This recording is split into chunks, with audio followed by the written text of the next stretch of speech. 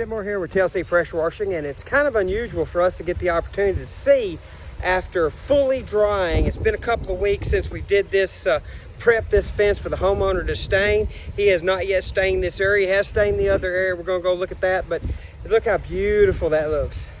It went from a bleachy white to more of a natural tone, and we just happened to be over here doing this gentleman's roof and all his other stuff, and I get to see it. So we're going to check out the other side, what it looks like, what the stain that they chose was.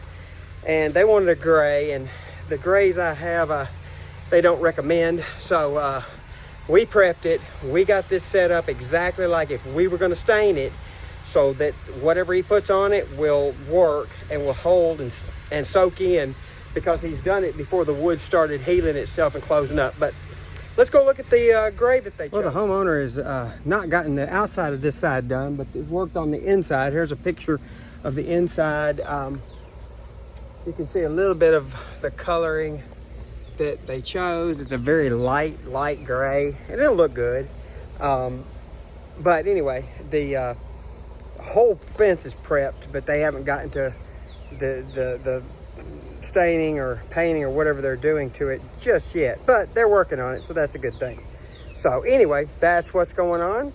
Beautiful fence. Gonna take an after picture of this because I got a nasty before picture. Tim Moore, TLC Pressure Washing.